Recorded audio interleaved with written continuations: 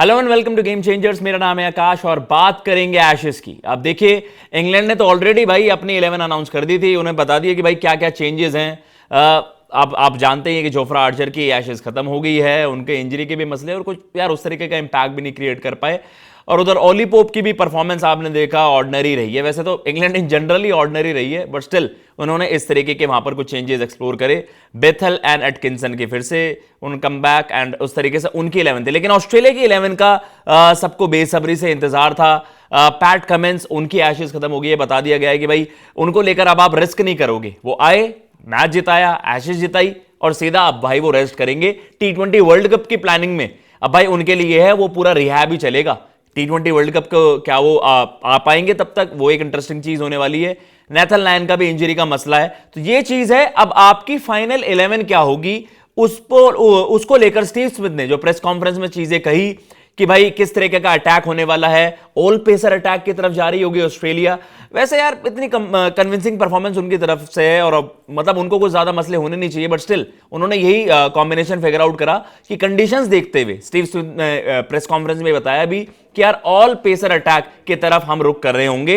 And unfortunately Todd Murphy, जिन्हें भाई माना भी जाता है एक लॉन्ग टर्म उन पर मतलब काफी इन्वेस्टमेंट भी हुई है और मतलब अगर आप कहते हैं कि यार नेथन लायन की आइडियल रिप्लेसमेंट कौन।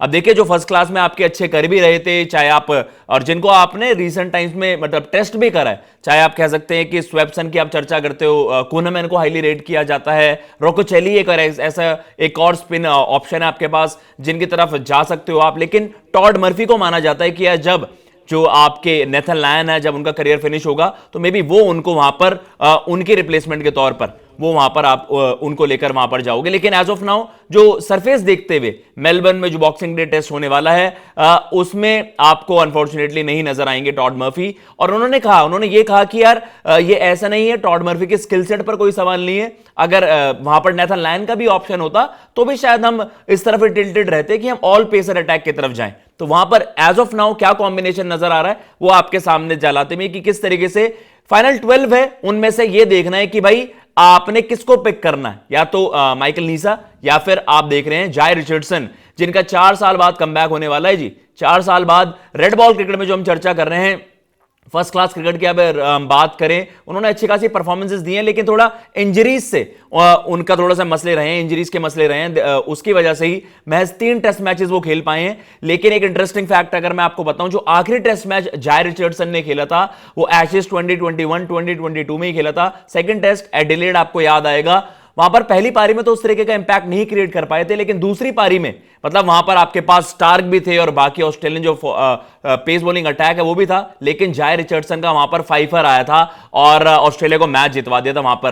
तो जाय रिचर्डसन की क्वालिटी को स्टीव स्मिथ ने भी प्रेस करा है कि भाई वो कोई ऐसा नहीं है कि ये कंडीशन उसके लिए या ये सिचुएशन उसके लिए कोई बड़ी ओकेजन होगी। वो पहले भी एशेस में डिलीवर कर चुका है और उनकी क्वालिटी को काफी हाईली रेट करते हैं ऑस्ट्रेलियंस। दैट इज वाई उनको वहां पर पिक किया गया है। तो वही देखना होगा कि स्टार्क आपके पास हैं, बॉलैंड आपके पास हैं, ब्रेंडन डॉगेट आपके पास हैं, माइकल नीसा हैं एंड देन जाय रिचर्डसन है। तो इनमें से 4 पेसर कौन होंगे? मोस्ट लाइकली जाय रिचर्डसन के लिए जो चीजें कही गई हैं वो 11 में वहां पर आपको फीचर करते हुए नजर आएंगे। अदरवाइज जो आप स्क्वाड भी देख रहे हैं उस तरीके से आपका लाइनअप नजर आ रहा है। जॉश इंग्लिश को लेकर रीसेंट टाइम्स में काफी कंट्रोवर्सीज आई हैं, आईपीएल को लेकर जो उनकी स्टेटमेंट्स भी आई हैं। क्या यह माना गया कि यार उन्होंने कुछ चीजें छुपाई, या मे बी जो आईपीएल में उनको एक बड़ा दाम मिल रहा है अब, जो पहले उनका था कि लिमिटेड अवेलेबिलिटी होगी लेकिन उसके बाद अब यह है कि शायद वो ज्यादा मैचेस और खेल जाएं, तो उसको लेकर काफी कंट्रोवर्सीज बनी है। लेकिन अब उनको लेकर एक और बड़ा कॉल, वो नहीं फीचर कर रहे होंगे आपके फोर्थ टेस्ट में, मेलबर्न टेस्ट में नहीं फीचर कर रहे होंगे।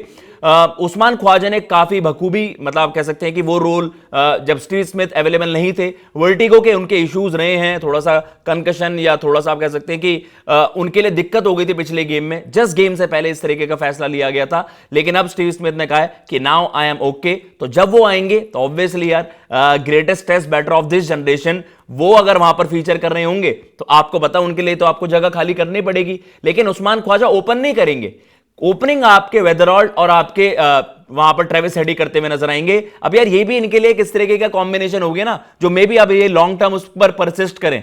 ट्रेविस हेड मिडल ऑर्डर में भी वैसे इतने इफेक्टिव थे, लेकिन एज एन ओपनर तो भाई वो इतने लीथल हैं, 2 शतक जमा चुके हैं अपने होम टर्फ पर, और पहले गेम में भी आपने देखा था किस तरीके से मैच पलट दिया था। तो ट्रेविस हेड को तो आप एज एन ओपनर ही बैक कर रहे हो, उस्मान ख्वाजा वहां पर नंबर 5 पर शिफ्ट हो जाएंगे और इस तरीके से आपका बैटिंग ऑर्डर होगा। एलेक्स कैरी भी है, कैमरन ग्रीन को भी भाई करना होगा, कैमरन ग्रीन को भी अपना प्लेस, मतलब ऑब्वियसली उन्हें इतना हाईली रेट किया जाता है ऑस्ट्रेलियन सेटअप में, बट आपको भी परफॉर्मेंसेस देनी पड़ेंगी क्योंकि ऑस्ट्रेलियन टीम में मीडियोक्रिटी की जगह नहीं है।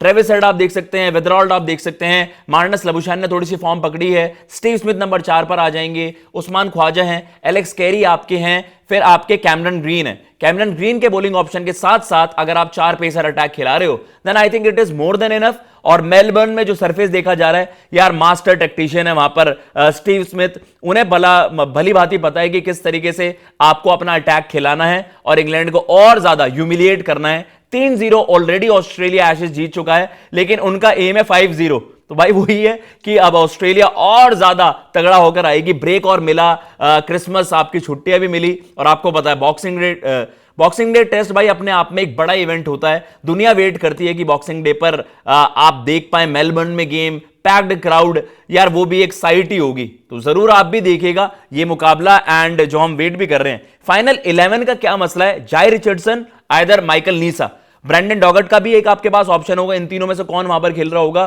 तो ये एक चीज होगी कि भाई इन तीनों में से 2 खिलाड़ी आप किसको बैक करोगे। जॉश इंग्लिश वहां पर आपके रूल्ड आउट हो गए हैं, जाय रिचर्डसन इनका माना जा रहा है 4 साल बाद रेड बॉल में कमबैक हो जाएगा।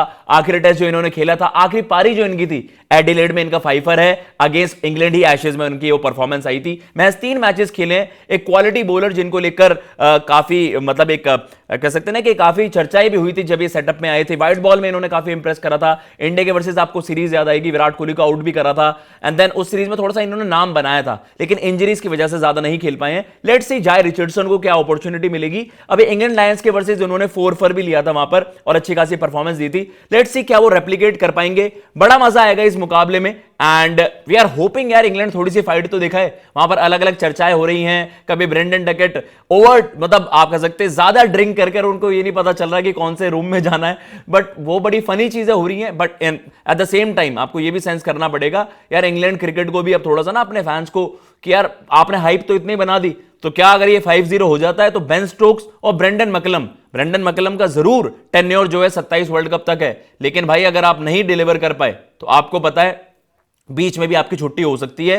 तो क्या इस तरीके के फैसले लिए जाएंगे, कड़े फैसले लिए जाएंगे, या फिर इंग्लैंड थोड़ा सा बाउंस बैक जरूर करेगा। सीरीज वो हार गए, लेकिन कहीं ना कहीं भाई lots to play for. WTC में आपको पता है एक एक मैच पर सबकी नजरें होती हैं, क्योंकि डेड रबर जैसी वो चीज नहीं है रेड बॉल क्रिकेट में। एक एक मैच का रिजल्ट ना है वो आपके स्टैंडिंग्स पर असर डालेगा। तो इंग्लैंड अगर जीतेगी तो बाकी टीमों को भी राहत की सांस मिलेगी, क्योंकि अगर ऑस्ट्रेलिया 5-0 कर गई तो WTC आपको पता है एक टीम तो आपकी तय हो जाएगी। एंड देन उस तरीके से हम देख रहे हैं कि इस तरीके से ये एशेज के और ज्यादा ये 4th और 5th टेस्ट की क्या कुछ स्टेक्स पर है, ये है जी। अभी भी बहुत कुछ है, वेरी मच, मतलब बहुत सारी चीजें must to play for, and we are hoping कि एक तगड़ा मुकाबला वहां पर देखने को मिलेगा। फिलहाल इस वीडियो में इतना ही। अगर आपको ये वीडियो पसंद आई हो, चैनल को सब्सक्राइब जरूर कर दीजिएगा। जय हिंद, जय भारत।